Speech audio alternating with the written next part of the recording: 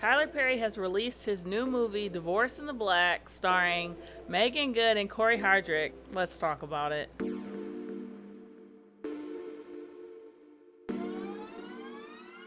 I'm just gonna say right up front, this is not Tyler Perry's worst movie. And you can tell from the lack of backlash between his last movie, Mea Culpa, with Kelly Rowland, versus this movie now with Megan Good, that a lot of people generally don't feel like a strong reaction to it, myself included. That's not to say, of course, that the movie doesn't have its problems, because we are talking about Mr. Tyler Perry here. But I will say overall, it is definitely not his worst film. And it's certainly not his best. When it comes to Megan Good, it was really nice to see her. Honestly think when it comes down to it, she carried the movie as best as she could. There's only but so much you can do with bad writing and a bad script. The other star in the movie, Corey Hardrict, not a memorable character. I definitely was not a fan of his acting in the movie. I felt like his acting was way overblown, way dramatic, chaotic. I did see an interview recently which Corey he seemed very excited about the movie. He said that he felt like it was his best work,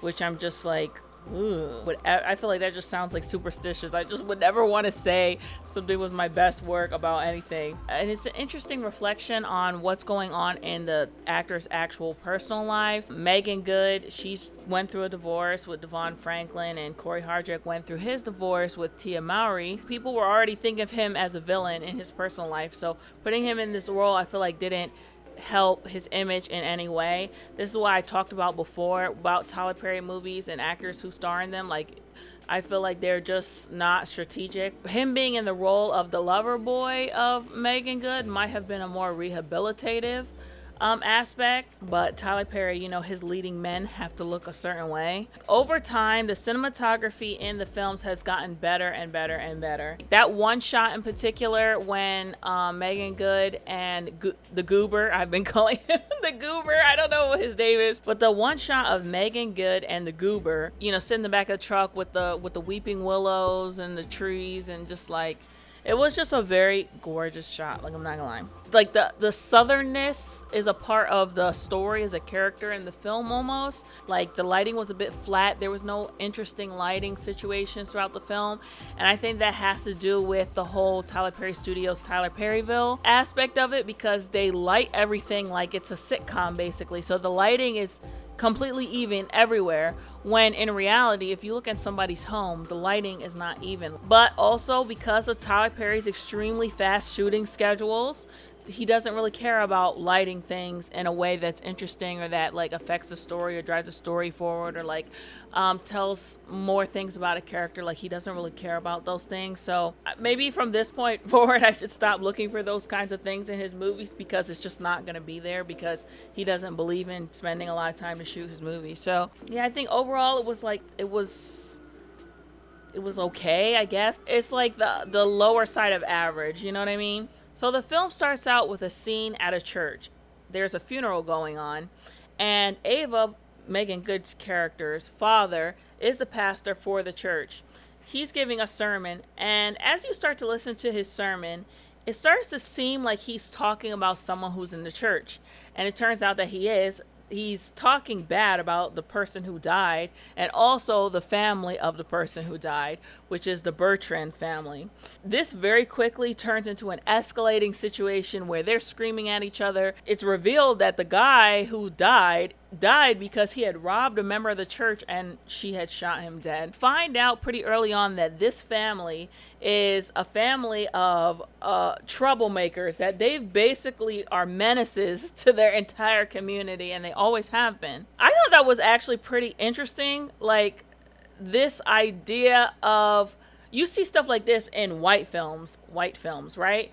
There's like the white trash trailer park family, right? That's a trope. So this was interesting to see, like, the quote unquote black trash type of family. Jumping in to say that it's pretty common in movies to portray lower class black people that are degenerate, dysfunctional, menaces to society in the inner cities like Brooklyn or Los Angeles. But I feel like showing this trashy family from the sticks of Georgia was a fresh perspective. Living in a trailer, like a mobile home, like junk and hoarding everywhere. Like, and so they're arguing back and forth. And then the mother of the Bertrand family, you know, says like, you're not going to disrespect my son this way. It's very obvious that the community looks down on the Bertrand family, and they've tried to give them charity and stuff before, including the funeral and the casket. And the mother gets so upset that she demands her sons remove the dead son from the casket, and they're going to go bury him on her property with the rest of her family members. And it is a wild scene. Like, I have never seen anything like that in my life. Like, Tyler Perry's kind of sick in the head. Like, honestly, like, he takes shit to the extreme. Honestly, I enjoyed it. Like, I enjoyed that opening scene. I thought that thing was so crazy. And the actress who played the mom killed it. She fucking killed it. She said, get him, get him. No, take him out. Take him out the casket. Come on. Like, oh man. I'm not gonna lie. I was like, what the fuck? Yo, that opening scene was crazy. And it was super overly dramatic, but it was very, very good. It was very good. Like, the movie peaked in the first scene and then it went down from there, which usually it's supposed to be more like that. So they ended up taking the casket and leaving with him. So things calmed down at church. And after the service is over, Megan has a conversation with her family about how her relationship with her husband, Dallas, played by Corey Hardrict, has basically been going sour for years. It's very obvious that her family doesn't like his family or him or anything like that. There's this narrative between the two of them that Megan Good basically has saved his trashy self, and like, his family really, really doesn't like that they see themselves as superior or whatever. So the story sets us up that Ava is basically a pastor's daughter and a country girl. And now she has moved to Atlanta with her also country husband, Dallas. I mean, the only information that they give us about Dallas and Ava is that they met when she was 17. It seems like he was basically like a project for her. It doesn't really give us any other setup about their relationship. After this, Megan goes over to Dallas's house, the Bertrand property, to see Dallas, and they're all unhappy to see her. They don't want her there. None of them like her. She gets in the car with Dallas, who's crying, upset about the funeral and his brother dying. And she starts telling him this story about when they were young. And it's like, I don't know, Tyler Perry does this a lot. Like, do you remember that time when we had da-da-da-da? And it's like the same thing I said before. It just comes off very like amateur, like juvenile, like sophomoric, like screenwriting 101 class, like when you're first learning how to like write scenes and stuff like that, and write dialogue. Like, it just always ends up coming off like that. He pretty much tells her like, you need to get the hell out of my car. Like, I don't even want to see you. I would say at this point, the story seems like it does have potential. But as usual with Tyler Perry movies, shit just always goes off the fucking rails. This storyline of like a woman trying to fix a man is like, it reminded me of Acrimony. And honestly, they use some of the locations that they use in Acrimony. I don't know what it is about Tyler Perry that draws him to these types of stories, but I guess he's trying to be strategic in himself, that he's like, oh, this is what black women want to see. But according to the black women online, like, this is not what they want to see, and black men either. So I don't know what his strategy is. So after Dallas kicks Ava out of his car, she can't find him, and so she goes to a local bar where she thinks he's gonna be. And then in the bar, he's there with his brothers drinking and doing pool. And so they don't really want her around, and the older brother, who seems like he's, I guess, one of the most level-headed ones out of the crew, tells her like, go wait outside, and I'll bring him out there. So she goes outside, and as she goes outside, a man pulls up, and it's this guy who apparently she also went to high school with, who she really liked, and he really liked her. And it was one of those situations where we would have ended up together if you weren't with that guy, one that got away type of stuff. He's just like this big, like, just like goober. I don't know. It's this role that they got you put in, man. I'm sure you have so much other potential, but it's just the role that they have him in. So she's talking to him outside briefly, and then Dallas and his brothers, the Bertrand brothers, come outside, and they like, oh, we're gonna put you in the hospital again, man. We're gonna beat you up, Dallas says, don't even look at her. Don't don't you, and he always does this. He's always like, don't you look at her. Don't you even look at her. I don't know why he does this thing where he's like points at everybody with two fingers. Dallas is drunk. He wants to drive. Like, it's just a lot of unnecessary, like, fluff and junk and extra stuff in the plot that's just like completely unnecessary. I don't understand. Then he gets in a fight with his level-headed brother who beats the crap out of him. Trashy brothers, from the trailer park, like, storyline, but on a black film. Like, it's interesting. I would have loved to hear about the background of the Bertrand family. Like, she's been with this guy since she was 17, and I think she said that she's going to be 40 soon. So they've been together for what, 20 years or so? What would make you stay with such a horrible, miserable, nasty, ugly person? Usually in these types of relationships, the person will be like super nice, super sweet, super this, super great, and then they have this other side. But it's like, we didn't even see the good side. We didn't even see anything they did for her. Like, did he buy you that amazing house? Is he always bringing you gifts? Is he buying you stuff? Like, what is it about him that's keeping this girl who comes from a non-broken family? Like, she comes from a military father, pastor father, mother who was there. Like, what is making this girl stick around and do this? Like, if he was like super sexy, super rich, super that, but he had a lot of problems, like he was drinking, he had a bad history, like, it would be able to understand. But it was like there was no redeeming qualities about him, like, at all. Like, it just didn't make any sense. After this scene, Megan drags him home, and he's in there, he's drunk, he's wasted, and he tells her that his mother made him kill his father. My mom made me kill my father. And then he just starts crying, and she's just like, oh, I want to help you. And it's like, I get that. Yeah, women do that. Like, that's real. Like, women 100% will take a project man and take care of them and try and get him to open up and try him to get his fee-fees.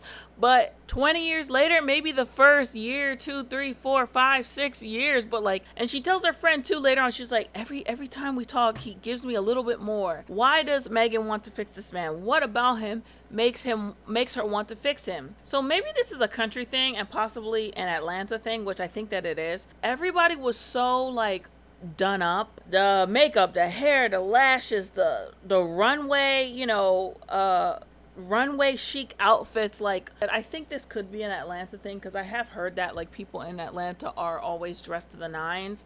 But like, I feel like in a movie it just doesn't come across well. It's kind of distracting. Like, there was a scene where Ava wore this like gorgeous yellow suit that I could not stop looking at. I could not stop looking at this suit. I'll get into that later. So Megan goes to work, and then she comes back home, and her and Dallas are going to go to dinner to meet Dallas's friend and his wife, who's also Ava's friend. And so Ava goes upstairs to get ready for work, and she's gone for like maybe 40 minutes, only to come down and find that Dallas has left her at home, and he goes to the restaurant without her. Why?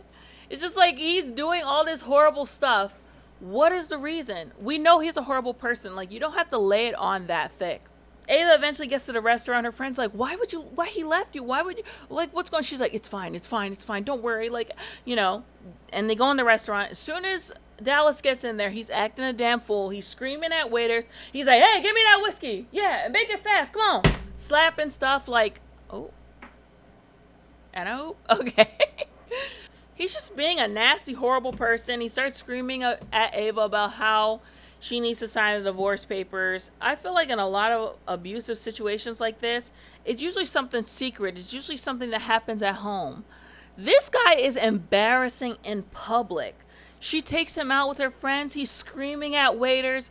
He's cursing her out. He shows up to her job. He's yelling at her. He tells her, he told her earlier in the movie, like, if you don't get out of this car, I'm going to throw you out. I'm going to drag you out. I'll do it. In public, everybody knows, like, why are you willing to put up with someone who is even doing this in public? Like, I don't get it. It just doesn't make sense and doesn't seem realistic. It's just like way too dramatic. Like, I don't understand how more black men are not actually upset about these movies. It's like, you're either super, super, super bad, evil, disgusting, vile person, or you're like super, super good, goober, like, which, I mean, it's nothing wrong with being a goober, being corny, whatever. Like, there's nothing wrong with that. But it's just like, why is there no, like, there's no depth, there's no dynamic, and it's like, it's making me wonder, like, does he know any black men in his in his life, that he like knows them, who they are deeply, their hearts, their souls. Like, I don't know, it's just like it's like he's writing a stereotype, he's writing a perception of how he sees black men in these movies. The characters are just always very shallow, they lack depth. And it's one thing if you want to make a character a horrible, disgusting human being, but at least tell us why. Like, at least tell us why and how he got there. So that night after the restaurant, Ava decides to go back home to the country and stay at her parents' house, and she's upset, and she has a montage view of, like, you know, her relationship, and we see all these clips, and they just mean nothing. Like, honestly, it doesn't show us anything about their relationship. So the next thing I actually really didn't understand, it was like Ava wrote a letter about all the things Dallas did, and her mom finds it or something like that. And the mom is just like really hurt, and she's blaming herself, and she doesn't understand why Ava was putting up with Dallas's behavior for so long. She said that he was beating on her and spitting on her and all this kind of stuff. And it's just like, I don't know, like I said, it's just too dramatic. It's just too much drama, too intense, too horrible. And so I feel like when you make characters like this, you give perpetrators of domestic violence like a pass, because they're like, well, I'm not that bad, so this must not be DV because I'm not that bad. This must not be abuse because I'm not spitting on my wife. This must not be horrible because I'm not screaming at her in public. So shortly after this, Ava's father invites her to the local country store, like for feed and, I don't know, dirt and stuff like that. It's a cute little scene of them driving, and you see that she's like a little country girl. Like, there's certain aspects of the movie that was interesting that I feel like it's something we haven't seen. Like, I feel like I haven't seen like a black country person movie, which somebody's out there, you want to make that, like, let's see it. Like, that's something we have not seen before. So they get to the country store, then the 6'5" giant goober shows up.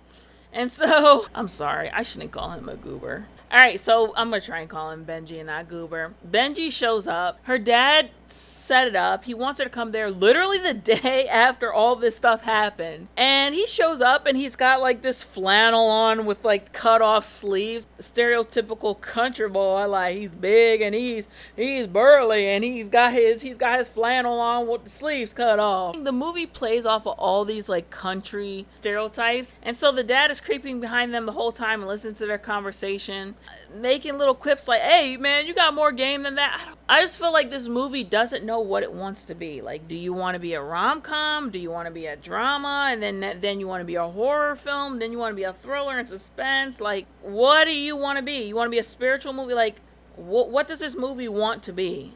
And now from this point, it's just like the plot and the father is just trying to push Ava with Benji again and again and again throughout the movie. And of course, you know, he's just a lovely single dad who's just, you know, loves his daughter and just wants the one that got away. He's just a small town country boy. He's just empty-headed. Like, he has no kind of personality really other than pursuit of her and just being like a sounding board for her feelings. Like, he is a manic pixie dream boy character, which is fine, you know, but I guess that's the manic pixie dream boys, that they usually are very empty characters. After this, then Ava's back at home and she talks about the fact that her parents keep trying to push Benji on her, and they're watching her home movies, and she had a scene, there's a shot of her wedding where her ex-husband Dallas his mother is slapping the bouquet out of her hand, and characters much like me in this video just talk way too much. They talk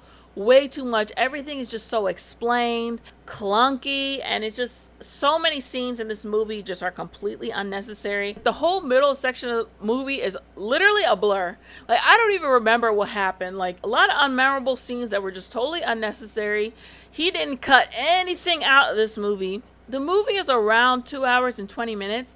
And there was a good 40 minutes in the movie that was just, it was just boring. Like, honestly, it was boring. Like, the story was not progressing forward in any way. It was just like, oh, we see this character do this, and we see them do that, and we see Dallas acting crazy again. So eventually, Ava and Benji meet up, and they go and they sit in the back of his truck and talk, and she's drinking whiskey with him, and they're listening to country music, and she's getting drunk. She asks him to make love to her, and he's, you know, goes in for the kiss, and then he kisses her forehead, and he's like, look at me. No, look at me. And he gets her to look down at his crotch, I guess. He's like, I really want to be with you. Trust me. And she's like, oh my God. Like, but he's like, but I can't. I'm not gonna, I'm not gonna do that. I want your mind to be all on me when it actually does happen.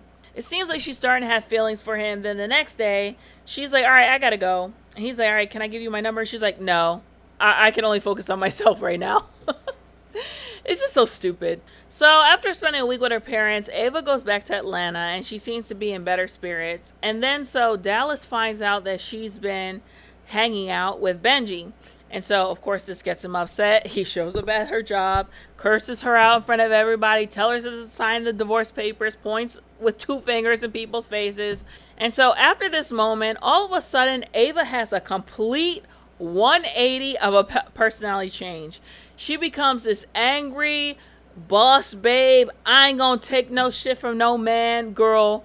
Meanwhile, 1 week before, she was just like, please, Dallas, sleeping in a car outside of his trailer, like waiting for him, getting abused and spit on by him. And now all of a sudden she's like, no, I'm in charge now. Like, it just doesn't make any sense. It showed no kind of like arc of her. So Ava meets up with him, signs the divorce papers, and then afterward, her friend invites her over to her house. And when she goes inside, it turns out it's a divorce party. There's tons of people there. And then there's like 5 big, burly, bare strippers walking around, like dancing with people. Like, bro, it was so weird. Tyler Perry's such a weirdo, dude. Like, oh my God. So they're having a party, and then out of nowhere, Benji is there. Who would have guessed he would have been there, even after she just told him that she literally just told him yesterday that she doesn't want to see him. She doesn't want his phone number. She doesn't want to know anything about him, pretty much. He shows up to the party and she's happy to see him and she's dancing on him and doing all kinds of stuff. And then, of course, Dallas shows up, tries to fuck up the party. From there on out, the movie is just, she's trying to move on. Dallas shows up, fucks it up. She hangs out with Benji. He's an amazing person. Dallas shows up. He fucks up. Like, it literally is just that again and again and again and again throughout the rest of the movie. So after this party, Ava and Benji finally hook up. They go all the way. And the scene was interesting because he picked her up, threw her, put her on the wall. This dude is big, okay? This is a big man right here. And then he picks her up, takes her to the couch, throws her down, rips her panties off, goes down on her. Like, it's the next day, and he's in Ava's bed, and she's getting ready for work, and she sneaks out and leaves him in her bed. And so she goes downstairs. At the counter, Dallas is sitting there eating some cereal, chewing that hard. When she sees him, she's just like, what are you doing here? She's not even like, holy shit, oh my God, I'm so scared. Like, girl, you have another man's saliva on your coochie, and your crazy ass husband is downstairs at the counter eating cereal, and you're not fucking terrified, knowing he has 4 brothers who are just as crazy, if not crazier than he is? Are you for real? It just didn't make any sense. She's like, how did you get in here? I changed the locks and you don't have a key. Again, very clunky dialogue. And Corey's like, I don't need a key to get into my own house. And so whatever, they get into an argument. He's like, I'm going to go upstairs and take a shower. And she's just like, she doesn't say anything. She doesn't even tell him no, don't go upstairs. She doesn't even try and warn Benji, get up. Dallas goes into the room, sees Benji in the bed. He's like, obviously attacks him. And then they start fighting. And Benji's just like, he's just he's completely helpless. He doesn't fight back. And then Ava's just standing in the background. She's not screaming. She's not saying stop. She's not doing anything. The fight scene is just so weird and slow and I know what it is. They didn't have enough time to rehearse it. The fight scene just looks so slow and just not well coordinated. We all know that Tyler Perry shoots very fast. So I think also that the scene didn't have coverage. So you only see the fighting from 2 or 3 angles, when usually fight scenes are this angle, that angle, that angle, that angle. They shoot multiple angles. It can take days, to shoot a fight scene because they need it to look like an actual fight scene, they're actually really fighting each other. Benji throws Dallas against a wall and he basically knocks him out. And then Ava again becomes angry boss babe and says, And Benji's trying to like reach for Dallas. She's like, no, I got this. And then she proceeds to grab Dallas and drag him out of the room, drag him to the hallway, drag him down the stairs, drag him to the door, drag him onto the porch, and we see all of this. And it's not done quickly either. We see all of this. And the whole time she's screaming at him, I'm tired of this. Get out. I'm tired of this shit. Get out of my house. I'm tired of this shit. I'm tired of this shit. Megan Good, who probably weighs 120 pounds soaking wet, pulls Corey Hardrict, who's probably 180 pounds, down some steps, out the door, in a suit. Benji is just watching her do it, and he's just like, just shaking his head. Then at the end, she's like, help me with him, help me with him. And so they pick him up, and they put him in his car, and she slaps him a couple times, and she says, you don't ever come back here. And she slams the door, breaks the glass, and she walks away. She's like, thank you. And she goes inside the house, and Benji goes in there with her, and she's like, all right, I'm going to work now.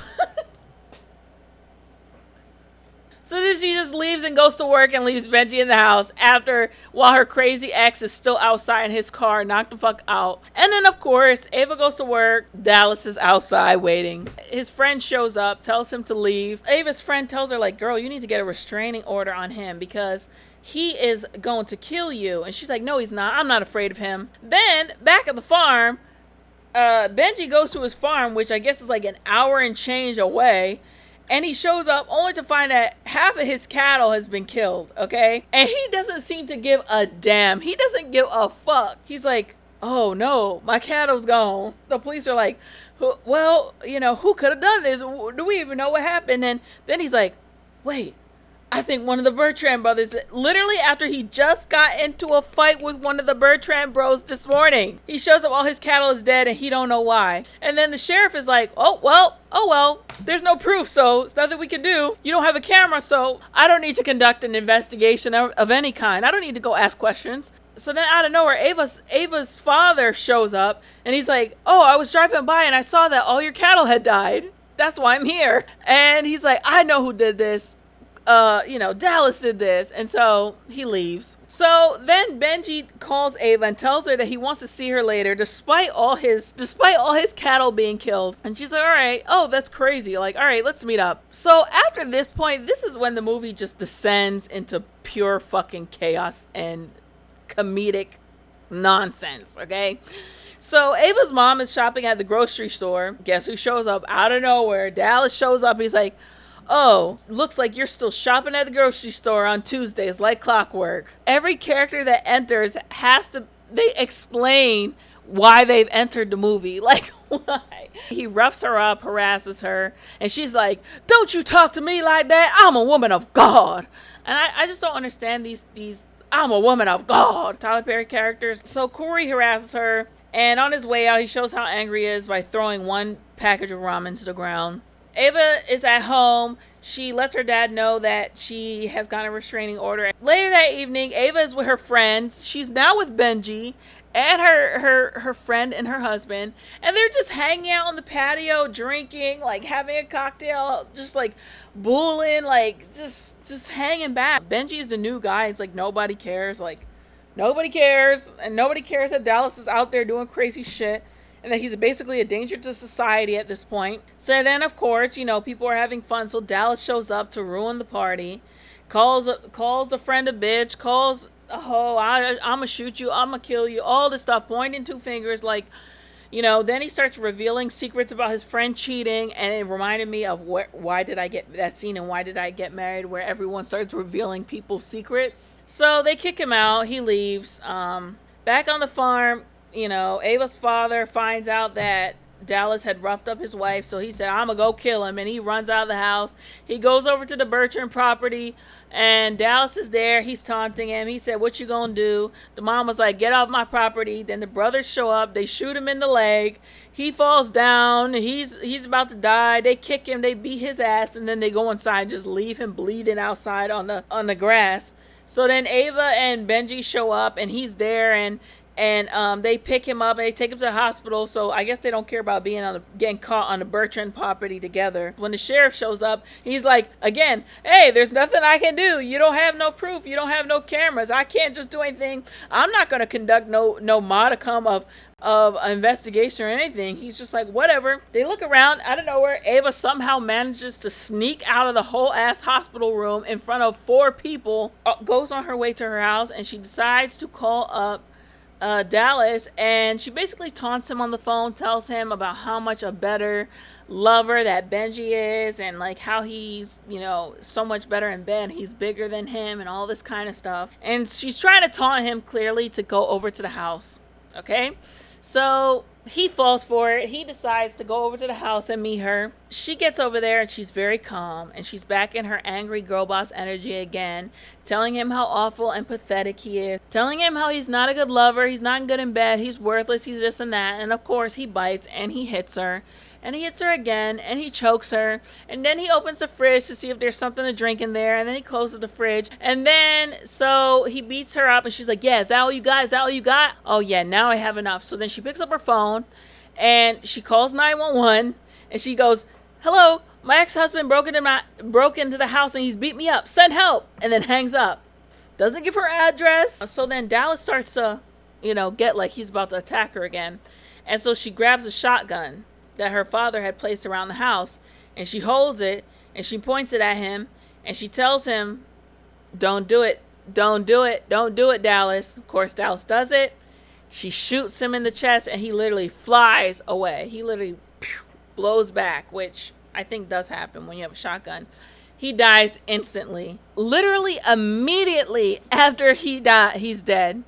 It cuts to her outside sitting on an ambulance getting treated by the paramedics. Her friend was like, yeah, he's been abusing her and stalking her for weeks. Then the next scene, it jumps to Ava with her family at the hospital wheeling her father out of the hospital door. And they're wisecracking, and they're like, oh, Dad, you just a little.